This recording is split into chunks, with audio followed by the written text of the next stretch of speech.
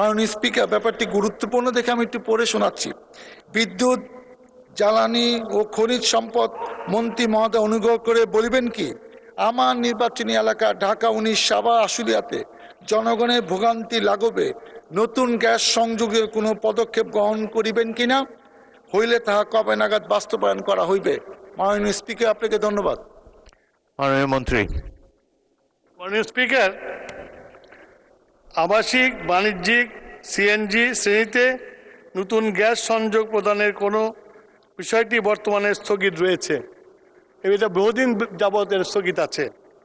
শুধু শিল্প ক্যাপটিভ শ্রেণীর শর্তাধীন নতুন গ্যাস সংযোগ প্রদানের বিষয়টি চালু আছে। ধন্যবাদ মাননীয় স্পিকার।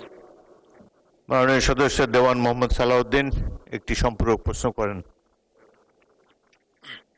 মাননীয় মন্ত্রী মহোদয়, আমরা যতটুকু জানি যে 2014 সালে এটা রেস্ট্রিক্টেড করা হয়েছিল এবং 2022 সালে এটা কমপ্লিটলি বন্ধ আছে।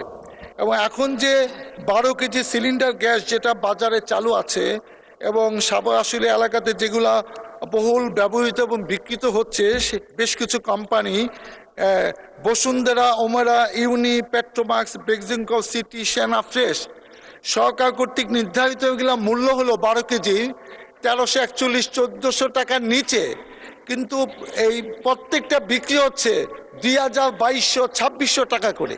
তো এখন যদি এই সিন্ডিকেট এখনও তারা সক্রিয় থাকে, তাহলে আওয়ামী লীগের 17 বছরের সেই কথাই তো আমরা মনে করছি, সেরকমই ভাবছি। তো এইটা কি নিয়ন্ত্রণ করার কোনো পরিকল্পনা আছে কিনা, এবং সরকারি নির্ধারিত রেটে জনগণের লাঘব কবে মুক্ত হবে এবং জনগণ কবে এই সুফল পাবে? মাননীয় মন্ত্রী মহোদয়, আপনাকে, মাননীয় স্পিকার, আপনাকে ধন্যবাদ। মাননীয় মন্ত্রী। মাননীয় স্পিকার, এলপিজি সিলিন্ডারগুলো সম্পূর্ণভাবে ব্যক্তি খাতে। আমরা সরকার আসার পরে সরকার থেকে যেন আমরা এই সিলিন্ডার করতে পারি সেই জন্য পরিকল্পনা করছি।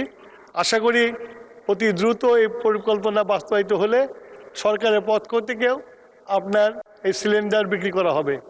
মাননীয় স্পিকার, আপনাকে ধন্যবাদ।